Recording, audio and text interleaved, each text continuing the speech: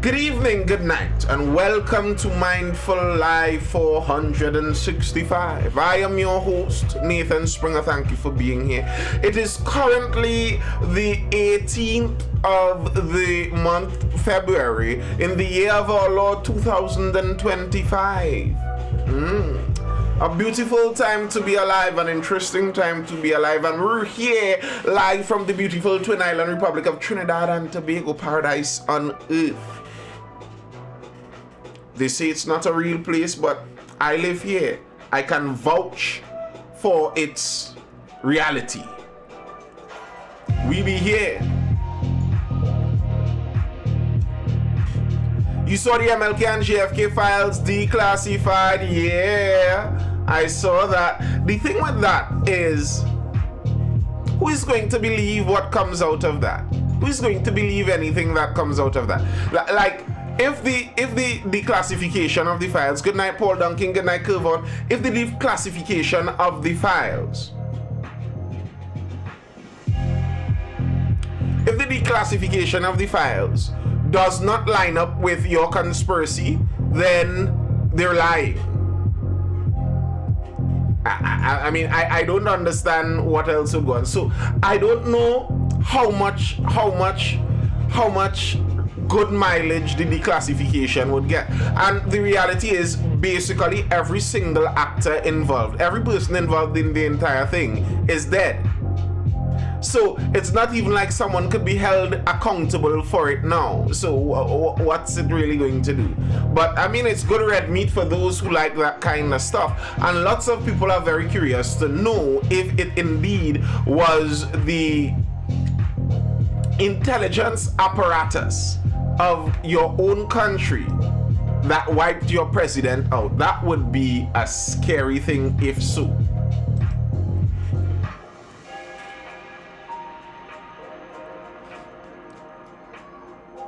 Since Orange Man come on the scene, planes falling out the sky, nature lover says. Here's the thing, Here's the thing.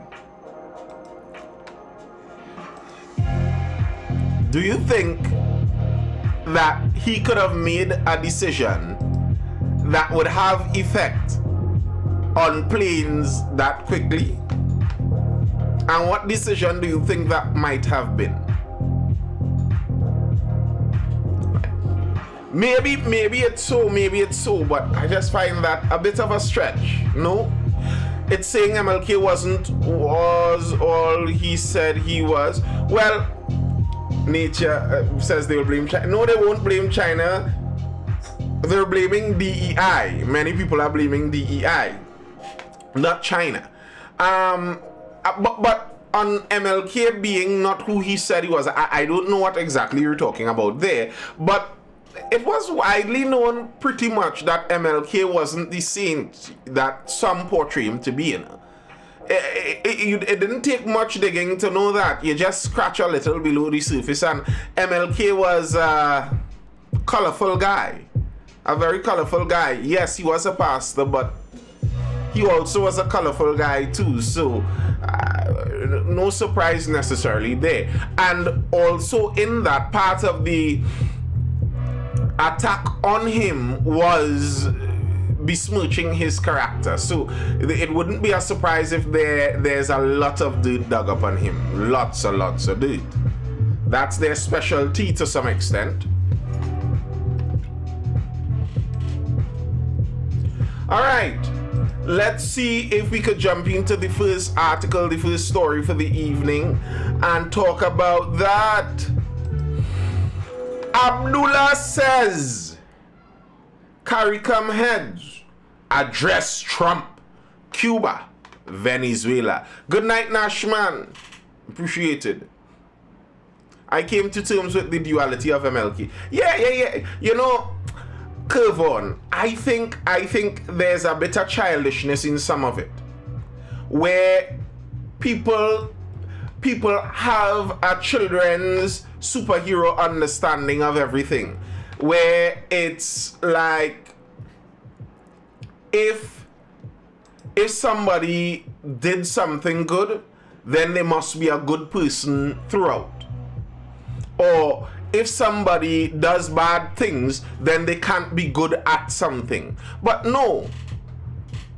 But no, that's not how it works. Someone could be a horrible person by character and be extremely skilled, extremely useful, extremely efficient at some other thing. Someone could be a really good person. They're really nice. Good night, Linz. They're such a nice character, a very kind person.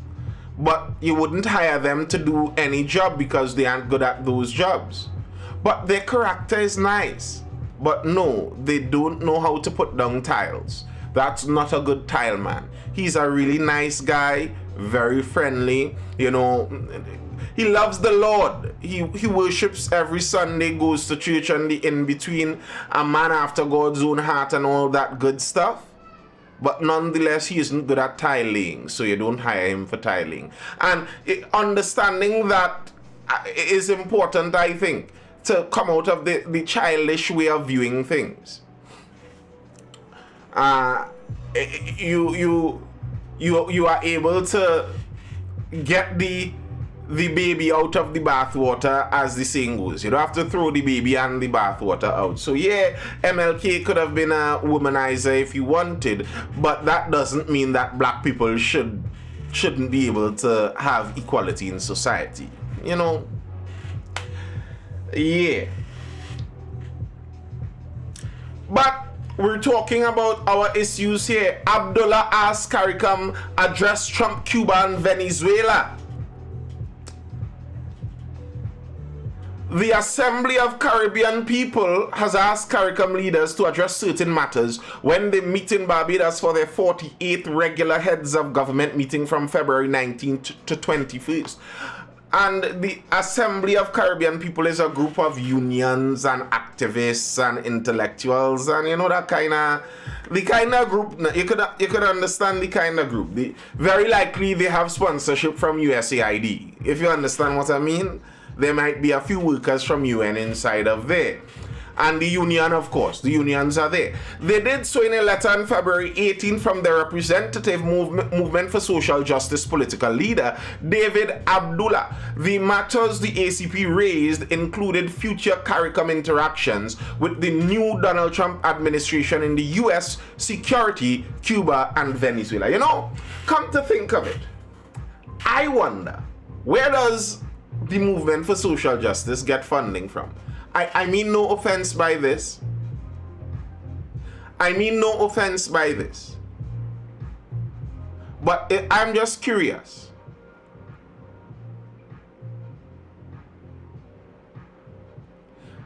That's what I'm wondering, nature lover. Because I am seeing across Europe, was it Hungary? Some other European countries, particularly in the further Eastern European countries, they're saying now that they're going to go through and close down, shut down, fire, lock off any association, any organization that is funded by USAID. And you know, to me, that's actually not a bad idea. There should be no way that a political party in a country should be funded by the spy fund of another country. That should just not be possible. You know, like, should Barbados have a military spy fund funding the APP party in Trinidad? That will be very odd.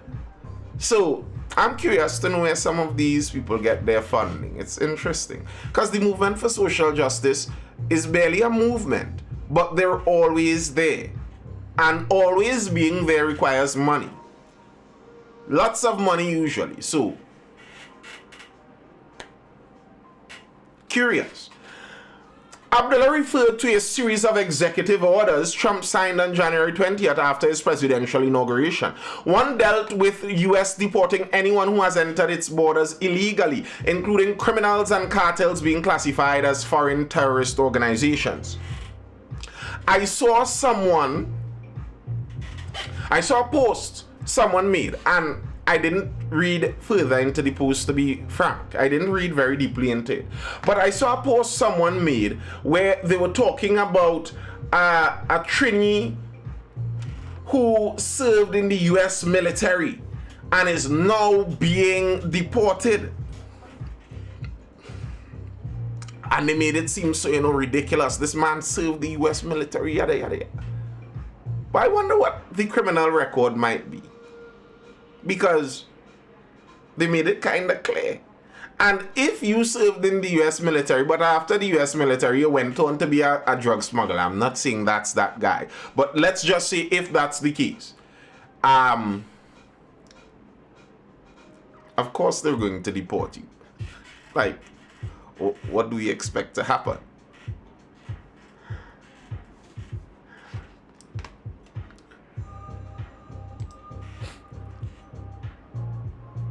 Trump said, and on the cartels being classified as foreign terrorist organizations. I also saw, very interestingly, the Mexican president threatened the United States because of this. That if they classify the cartels as terrorist organizations,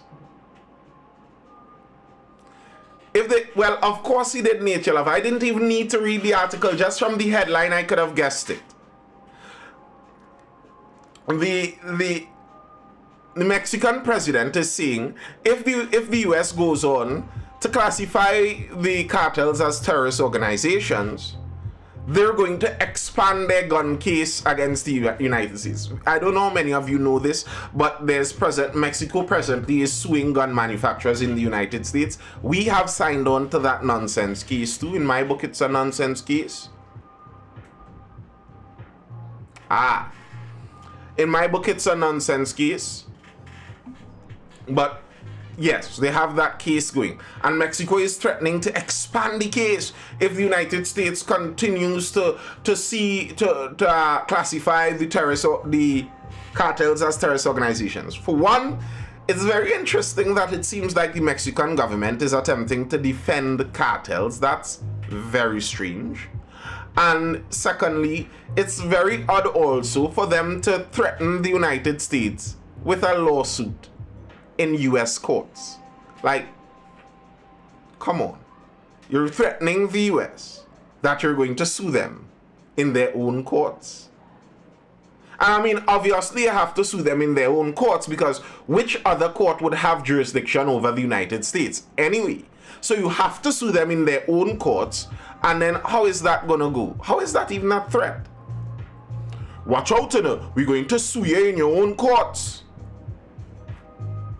Okay, Mexico. Okay, relax. Trump said all illegal entry will be immediately halted and will begin the process of returning millions and millions of criminal aliens back to the places from which they came.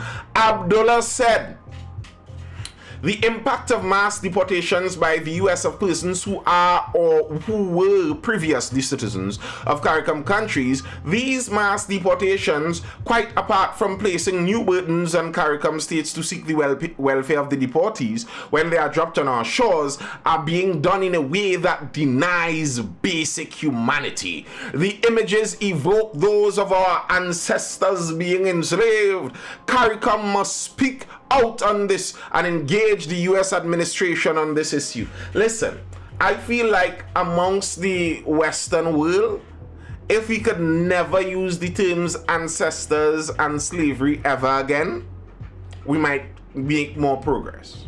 We might make more progress. Because not saying that there isn't consequence, of course there's consequence of slavery and the ancestry of whatever. But it feels like 99% of the times that people open their mouth to mention these things, it's all in a self-serving kind of way. And all in a way that doesn't necessarily benefit the people who are the descendants of these slaves. When he reaches here, what veteran with mental and drug issues, we can expect some undesirable issues. But here's the thing, Nature, I don't deny that. But here's the thing. If you're looking at this from a selfish American view, wouldn't he have been problems over there too? Like, a veteran with mental and drug issues is going to be a problem wherever he is. So in their case, if they're looking to just get the best out of it, posting him back to Trinidad is good outcome for them. I've seen even a possibility. They floated an idea of literal prison trade, where I think it's El Salvador was offering to house some prisoners for the United States for a small fee. That's an interesting thing. But yeah, is it slavery to send people back to their home, Mr. Abdullah? Like, to say this evokes images of slavery.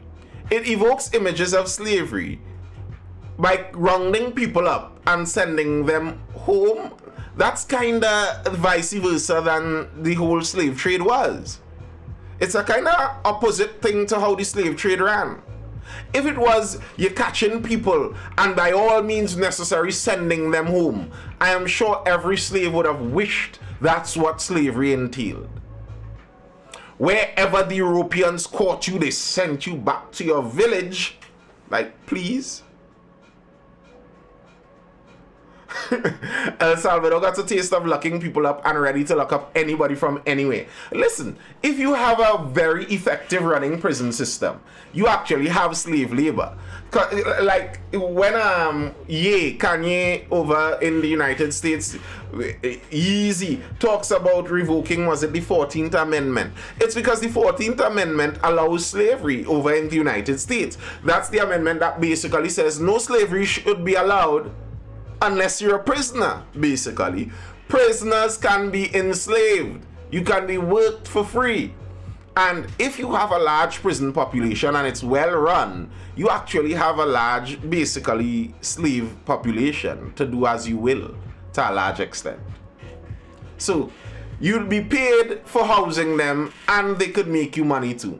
Why not?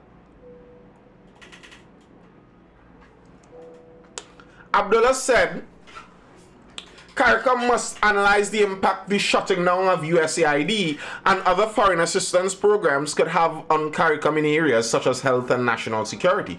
He said CARICOM should engage the US on this too.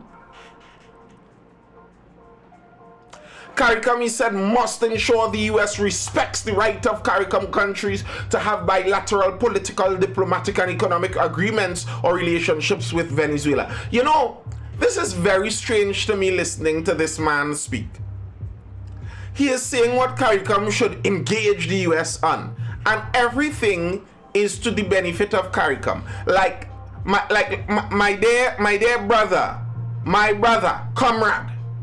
comrade, have you not been listening? Have you not been paying attention? The new guy on the block basically is saying all deals must be reciprocal.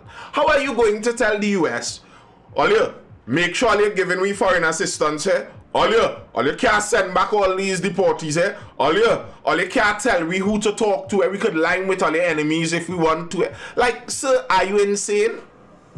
Why would they provide you with aid while you don't help them, while you dump your criminals by them,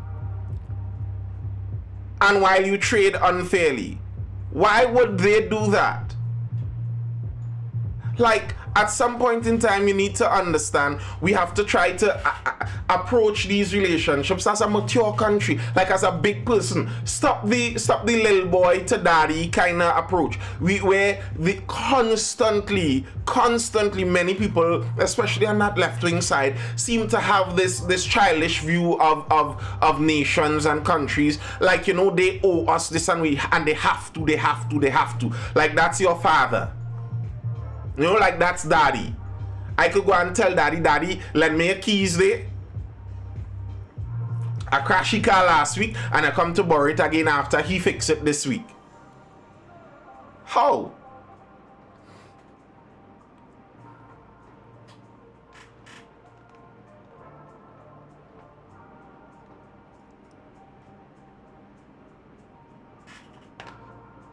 Abdullah said the US must respect CARICOM's position on the Caribbean being a zone of peace, and there must be no military intervention in Venezuela, and that none of our territories are used as jumping off points for any such military intervention under the guise of bilateral status of forces agreement and other agreements. Like, okay, Abdul, like, how do we make such a demand serious?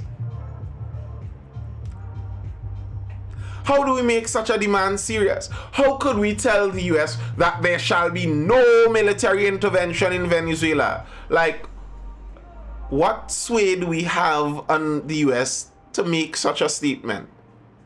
Or are we just making it in a vacuum because we feel morally superior to be able to do that? Like, what are you talking about, comrade?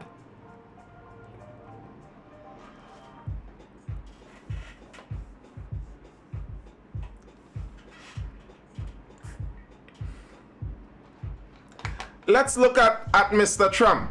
A statement he released just yesterday regarding how he sees trade. How he sees trade between the United States now and nations that they are trading with. It's a statement, I believe the statement was originally on Truth Social, but it's also on Twitter X. Right now, 25,000 bullets gone missing. That's true. Abdul Hakam says, Canadians look at America as a joke. You know, that's funny, eh? That's funny. Canadians look at America as a joke, but they need America to survive. Like, right now, it's not the US begging Canada not to put tariffs on them. It's Canada begging the US. So how do you mean you look at them as a joke? You mean like how workers laugh at their boss? You know, the worker down in the yard watch the boss in the AC and how he looking awkward in his awkward outer time. Watch how he outer time now. Watch how he's dressed now. But he's the boss and you're the worker. Why you keep making that statement, Nathan? You sound so biased right now. Biased how? And what statement do I keep making? You see, I prefer to just be a realist. Nathan, you forget the United States is not the only market for oil and gas. No, they are not, but they are the largest. But okay, we know that. So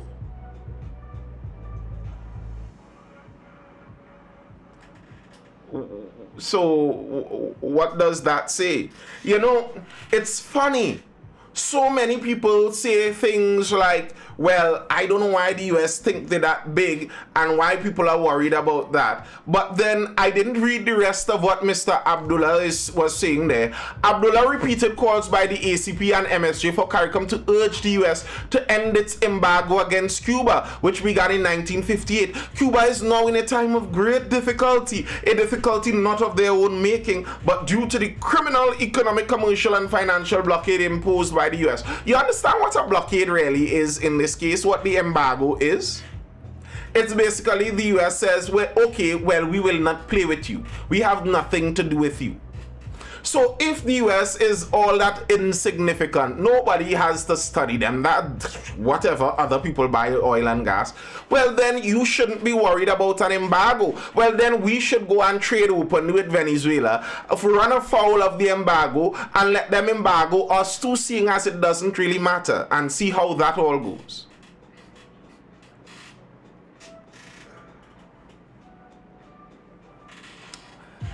One country right now is surviving that embargo attack by the US. And that's because that country has a wide range of natural resources and a lot of trading partners. And for the large part of the 20th century, they were basically seen as the other side of the world leadership coin. But I don't think many other countries have that ability. America outsourced a lot of goods and services. Yes, they did. It's a symbiotic relationship. Is it really? It's symbiotic. The theory that the MAGA folk have, the Trump people have, is that it's symbiotic for the wealthiest class, where what they do is they strip away more expensive workers, they strip away more expensive regulations, and send it over into other countries where those things are cheaper.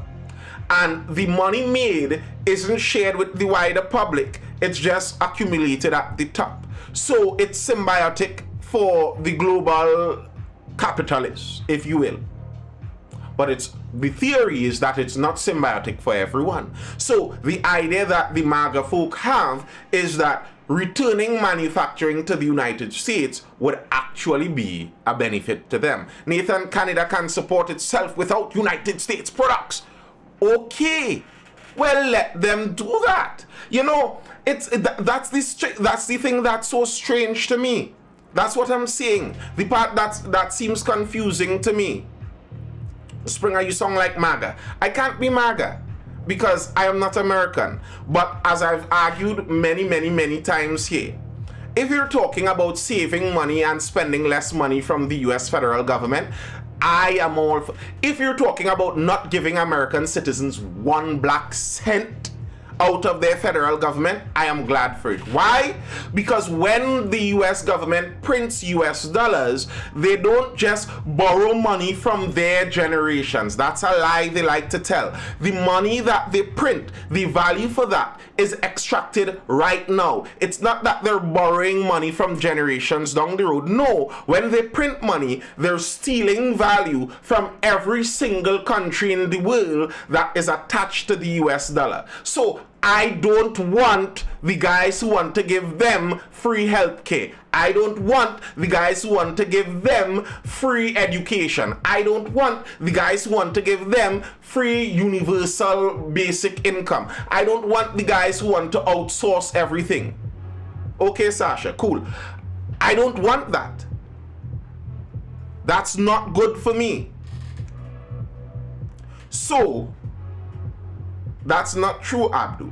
So, I will prefer the folks who want to spend less on the American budget. That works better for me. And don't tell me about aid from USAID when we can look and see. I did this story. I read this news every night. We do this every night. You can go back. I read this story to show you what USAID was paying for in Trinidad and Tobago. They were paying for the guys who are suing our government on behalf of Venezuelan migrants. The folks who made off with some millions last year by suing our government. That's what USAID is paying for. When you wonder, but how could a Venezuelan migrant who jump across here on a pirogue turn around and hire a team of lawyers to file a constitutional case against the government? How that happen? USAID. No, very likely we cannot Indy. Well, we would survive, but not well. But not well. This started when they moved away from the gold standard many years ago. Correct. Correct. So, as I was saying, this is the strange thing to me. People say, look, so you're saying Canada can survive without the United States. But that's kind of what the MAGA folk are talking about. That's what they're talking about. It's like they went to Europe and the Europeans responded by saying, well, what we're going to do now in punishment for what they told us is we're going to invest in our own military more now and we're going to bolster our own economy now. And I'm like, but if I'm paying attention to the news, this is what the folks have been asking for. If Canada goes and survives on its own, isn't that kind of what they're asking them to do? So, like, that's a win-win. Why would you say that you can survive on your own really well, but at the same time complain when they're pulling away from you? Why? Those two things don't fit well together. They really don't. Nathan, I want them sanction all their allies, more entertainment for me. Well, it's not a sanction, and that's what I was reading here. Donald Trump On trade, and this is one of, in the Discord someone shared this, so that's why we're especially going through this. If you join the Discord server, it's located over on my TikTok profile. You just click on that Discord and join there. If you click that, if you join there, you could send articles, you could send videos that we could go through during the live. On trade, I have decided, this was Donald Trump speaking, for purposes of fairness, that I will charge a reciprocal tariff, meaning whatever countries charge the United States of America, we will charge them. No more, no less. In the argument of fairness,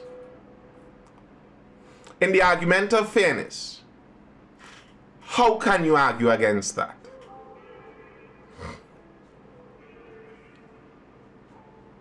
How can you argue against that?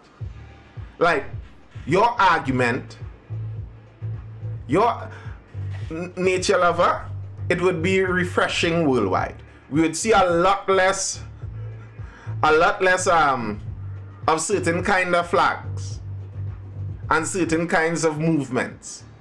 That's what USAID funded for the most part. USAID was not funding the geography program in Cape. You understand what I mean? USAID was not funding the guys who go and raid drug blocks in Trinidad. The police. They weren't funding they weren't funding GATE. You know, it's not like key parts of the society they were funding. They were funding legal challenges to the buggery law. They were funding reinforcement of the LGBTQ movement in Jamaica. You know, that kind of stuff. So, I don't know how much of a loss it will be. But yeah, I no, Ronnie, I don't wish you luck. I wish that they shut down. But yeah, I don't know how you could argue against this. And if you're arguing in the light of fairness, how could you argue that a country is unfair to charge you whatever you charge them? How is that unfair? How is that a hurtful thing to their allies?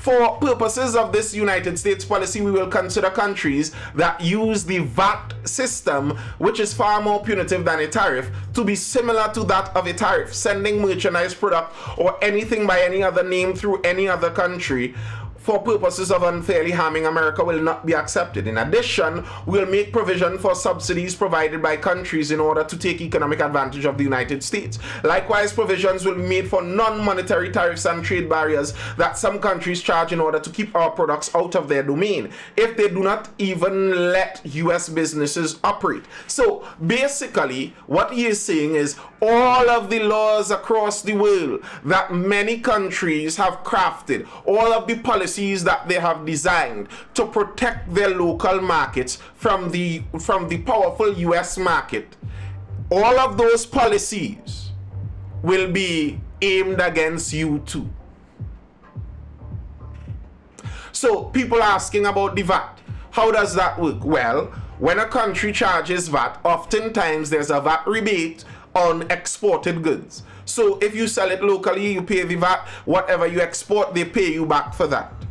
What that basically means is it's cheaper for you to export that good than for a manufacturer outside to import their good, giving you an unfair advantage, at least in the view of the Americans. This is very interesting, and it would do very interesting things across the world in terms of economics. This will do a lot of very interesting things in the economic policies across the world, because probably every ministry of finance and economy and all of the like, nearly everywhere in the world, almost all of their policies to some extent were crafted to help their businesses survive on the global market, and the global market typically was speaking about the United States. The man threatening BRICS, don't forget that he already executed the threat against BRICS, I believe. Anyone in BRICS is going to face even higher tariffs, and I think BRICS is going to fizzle out with that. Someone asked my view on the South Africa issue. South Africa is complicated, and I know getting into that issue with people responding in text is going to be complicated, but to just browse on it, I think South Africa is a complicated issue. South Africa as a country is a complicated scenario. Let me talk about even the United States in a different light as people talk about it, where they speak about stolen land, as in the US was built on stolen land and all of it is stolen land, it belonged to the natives and all of that. Yes, kind of true. But when people talk about, like, you see Mexicans protesting the deportation of Mexicans and saying a lot of that was Mexico in the first place, and it's Mexican land in the first place. Yeah, maybe true. But the reality is, when people move to the United States, they don't move to the piece of dirt that once was owned by natives. It's not like they want the dirt with native legacy in it. No. They want the country that was formed by those people that created the United States, and that wasn't created. The political entity wasn't created by natives. And let's not be dishonest. If you go to the United States, you're not going for the natives, you're going for the political entity that was established there. Similarly, South Africa has some history like that. When the Dutch first touched down in South Africa and created the trading outpost that they first did, they didn't do that by killing out people and conquering a civilization. It was scantily populated for the most part, and they established a trading outpost. Now, as that trading outpost expanded, they indeed did conquer, take over, be extremely cruel, all the familiar things of the colonial era. They did all of that to the neighbors around them. But for the most part, the entity that is South Africa was created, especially with the apartheid design, that way, because you had the European trading outposts that came, brought enormous wealth to an otherwise less wealthy area, and the people of the surrounding area gravitated towards the trading outposts. And apartheid, if you look at it from the racist European perspective, is just the European settlers in the trading outposts trying to protect themselves against the locals that are trying to come in. Obviously, there was a lot more racism involved there. Now, you look at it as that a European trading outpost established with locals from outside surrounding it, and bias laws to benefit the Central Europeans and exclude the surrounding locals. The breaking down of apartheid meant squashing that protection, and the locals from surrounding now have a democratic say, and they are the vast majority.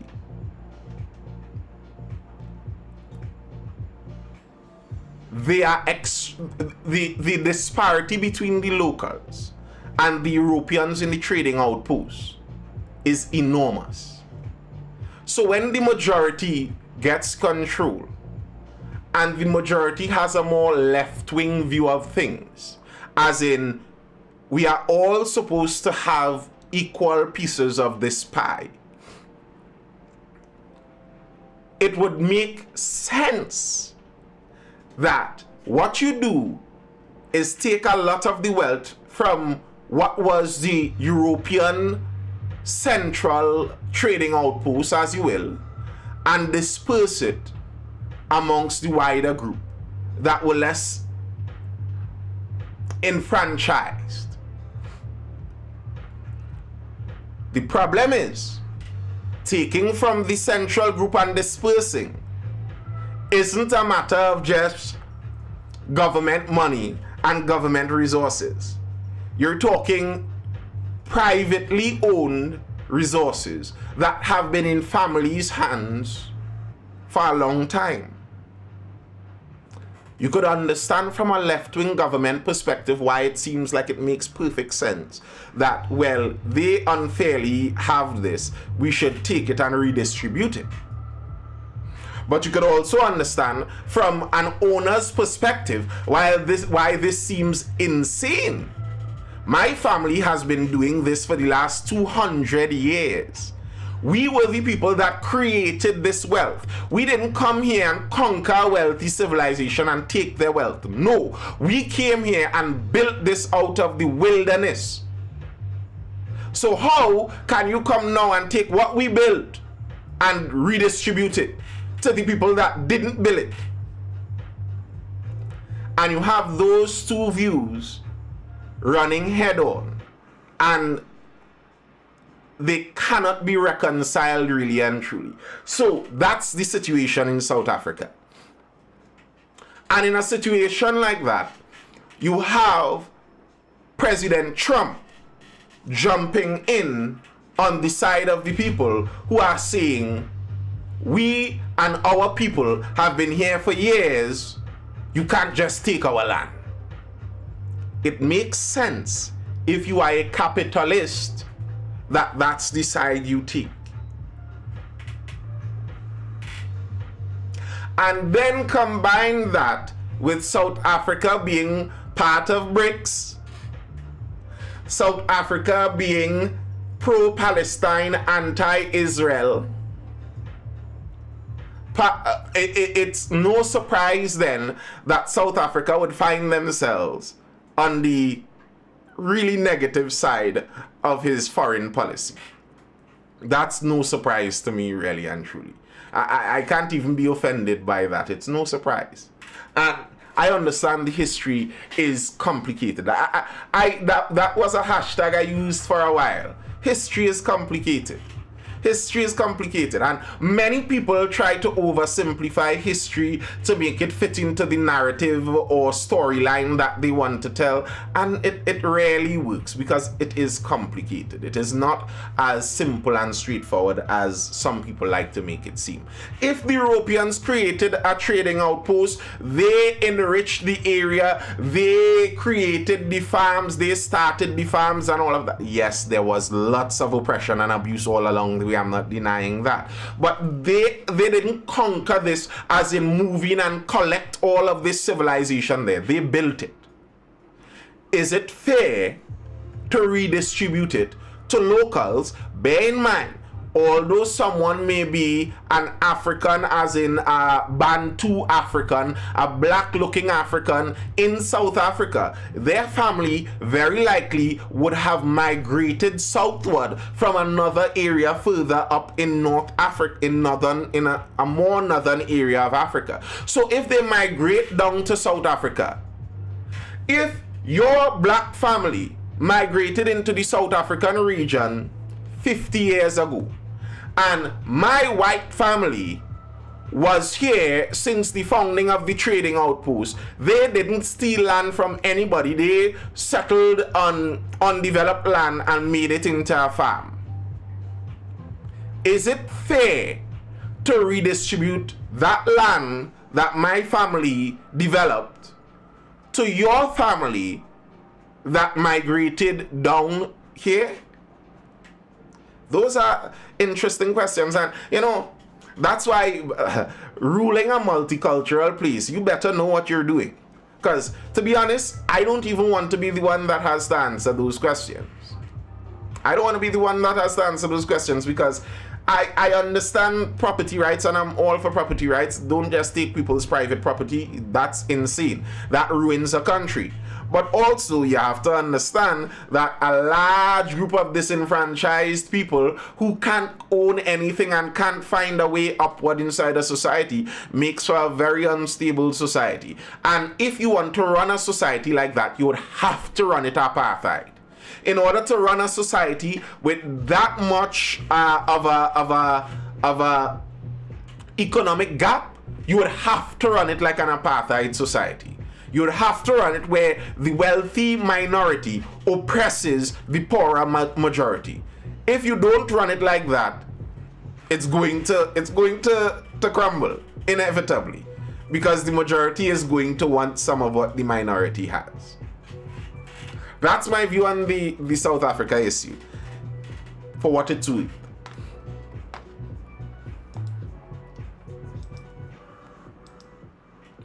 Good night, Kareem Del Pesh. Politicians will align with anyone that shares their perspective at the moment. Correct. Over on YouTube.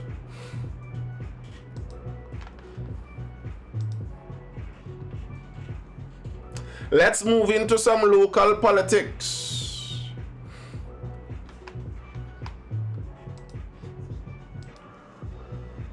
Kamla, coalition with TPP after election possible. Opposition leader Kamla Persad-Bissessar says a coalition with the Tobago People's Party after the general election is a possibility. Before screening nominees at the UNC's headquarters on February 17th, she told the media in life, anything is possible. You see, I think that just worked against the TPP. This is as good as saying you are in a coalition with the TPP.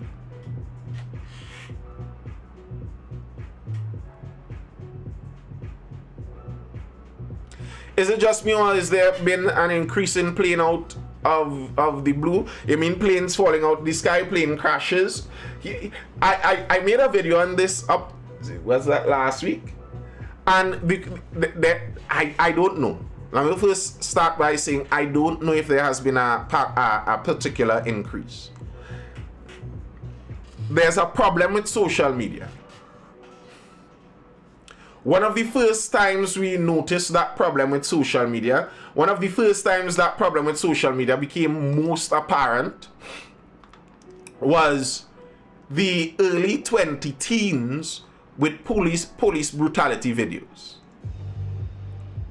When something becomes a fad on social media, because social media has access to billions of people across the world, if it becomes a fad and it comes to the top, it's easy to look like if it's overrepresented. If police brutality videos, as they once were the most popular type of videos on the internet, you could find 20 police brutality videos, new ones, per day. If you watch 20 new police brutality videos per day, and 300 people in the country are watching those 20 new videos per day, it's going to feel like the police are getting out of hand. This place is getting insane. Look at the amount of police brutality. But that doesn't necessarily mean that there's an uptick in the number of actual brutality videos. So it could be that the plane accidents are now more in focus, so people are paying more attention, so every single plane accident is reported and we see much more details and people running further into the details and all of that. But really and truly, we always had that amount. That could be the case. I am not sure. I don't know the actual statistics on it, and it might actually take some time for more numbers to come in over a longer period of time to really get a clear view of if a trend is developing or changing. I don't know. But it is possible for it to just be as a result of how the internet popularizes things. That is also a possibility, because bear in mind, some of the accidents that we hear are not all in the same region, not all of the same nature, not all of the same style and cause. The plane that flipped over in Canada, a Delta airline, a helicopter crashing into a regional carrier in Washington, that's not the same kind of thing. The inter-island airplane losing an engine in Trinidad reportedly because someone didn't check what they were supposed to check, that's a different thing. All of those weren't really in the same line of errors happening in planes, so it's difficult to try and place them all in the same group like that. That's how I'd put that. That's how I'd say that. But back to Tanticams and TPP, I don't think this is a good idea to announce, because I don't think telling Tobagonians that the UNC plans to partner with the party after the election is going to increase the amount of voters that TPP gets. I don't think so. It's already kind of known that a popular attack technique in Tobago is to say that the other party is a Trojan horse for the UNC. There's a reason the UNC doesn't field Tobago candidates. They don't field Tobago candidates because they don't win in Tobago. They don't have a strong political pull in Tobago. So connecting your party to UNC in Tobago is not really a plus. And saying that you would form a coalition probably after the election, why not before the election? Why would you say? I don't even understand what's the point of saying something like this. Posabi Sasa said the OWTU will field candidates in Library and Point Forting under a UNC logo. The PEP, she continued, is discussing contesting some constituencies in West Trinidad. The Laventille-based Love Party may contest Laventille West and Laventille East Mova. You know, I don't know how other people view this. I don't know. But is it a positive thing that the Afro centers in Trinidad and Tobago, the UNC forms an alliance with somebody else for a representative? Is it a good look on the UNC that it nearly seems like they suggest they can't send a candidate forward in an Afro majority region? Like, is that a good look politically? You form alliances and give your allied party Laventille East and West to run. Like, how do people see that? I don't know. How do you all see that? Is that like a sign of a positive thing in the UNC? Because I don't know. I don't think that's a good look in politics. No one from inside your party is willing to represent those areas. Or is it that you aren't willing to risk your party loyalists in a losing area? Either way, I don't think that's a particularly good look.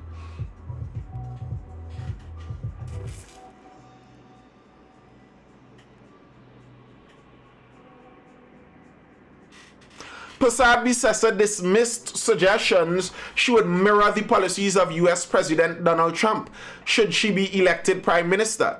I am not leaning to the right, she declared. I am dead center. She said a new UNC government would adopt a Trinidad and Tobago first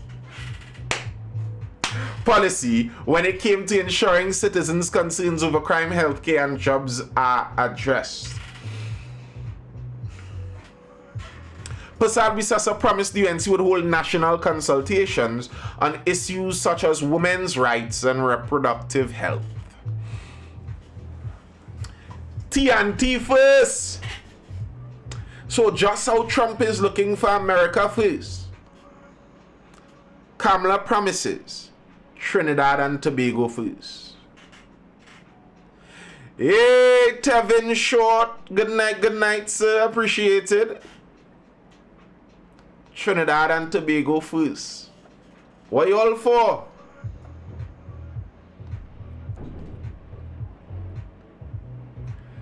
You all think that's a good move? TT first?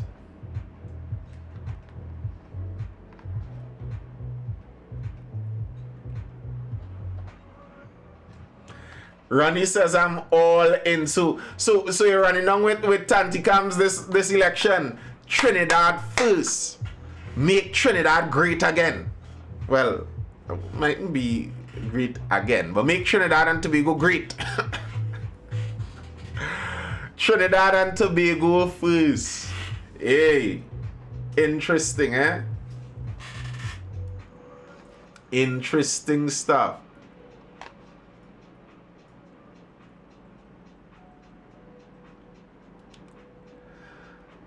I see that they're reopening a police station in the middle of the country too. Good stuff following a murder. Murder of a 21-year-old young man in Tabakit. They're reopening the Brasso station.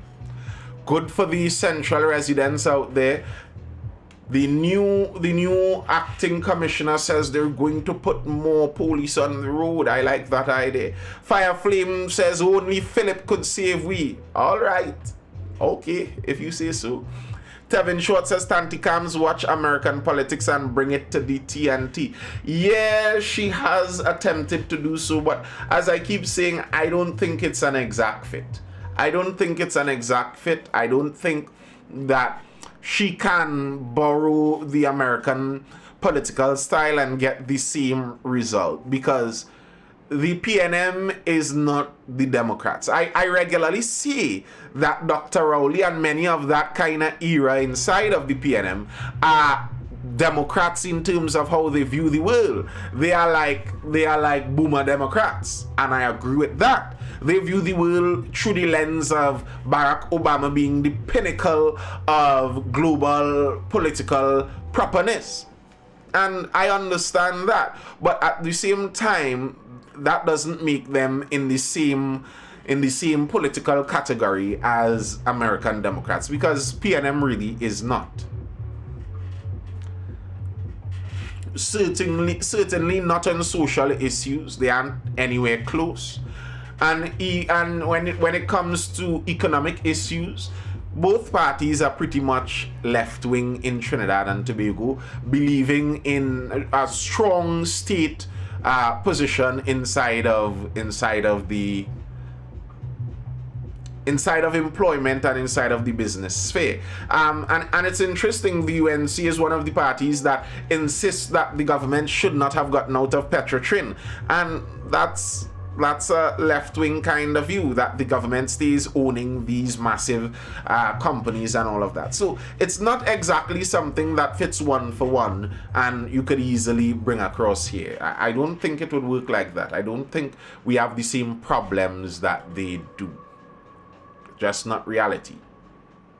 Philip wants to get in power bad so he can pay all those people who sue him. Hey. It does seem like he does want to get into power. They're not left-wing at all. Who is not left-wing? Both of our parties in Trinidad are left-wing. Both of our parties are left-wing. Do you know how many people our state, our government employs?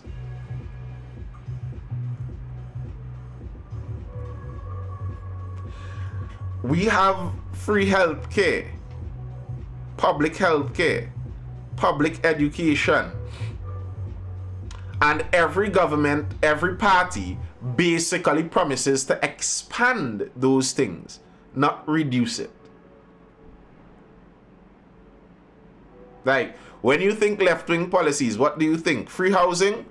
We have some of that. Subsidized housing? Oh, we have a lot of that. Like, what further left-wing economic? We're not talking social here, economic. Promote self-businesses. Government has reduced net government employment. They may have, but not as a policy. It's not a PNM policy to reduce civil servants, to reduce the amount of public servants and decrease government spending like that. It's not a policy position. They would do it if they see that the government just doesn't have enough money to carry it on. But it's not like it's an ideological view of the PNM that the government should employ very few people and we should have a small government that only focuses on very few central important rules. So, as I said, all of our parties are left-wing economically. All of them. We don't have particularly right-wing parties here. Not a reality in the economic side. And all of our parties are socially conservative. All of them. We have no socially liberal, socially progressive, woke parties in Trinidad and Tobago, at least not publicly so. And as I said last night,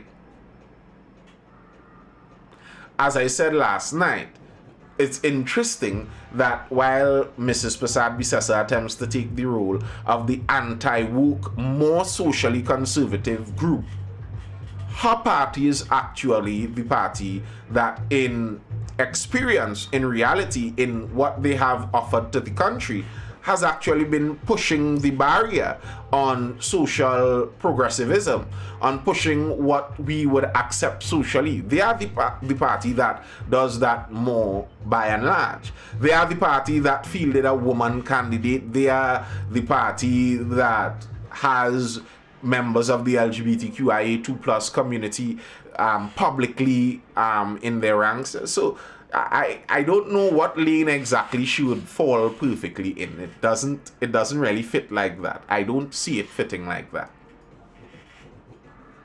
So we'd see as the election swings into full swing, but I don't know. AI and digital economics coming just like what Trump is doing. Well, yes, AI is coming. She says she is center. I mean, I think she means that as in she's balanced, but she is left in economics and by and large right in social policy. But certainly not really center as you would see. All right, that's all I have for now. Any further comments or questions on the inside before I dive out?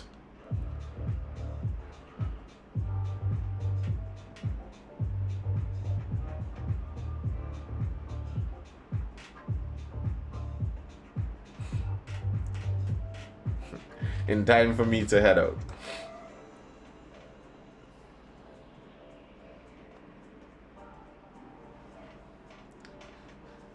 Alright, if there are no further questions, comments, that's all I have for now. I hope you're educated, informed, or entertained. I am Nathan Springer. This has been the Mindful Live. I'll see you again for the next Mindful Live session tomorrow around that 9:30 p.m. time. You see, we jump in 9:30 tonight. We jumped in 9:30. It felt good. We're trying to get earlier and earlier and earlier, you know.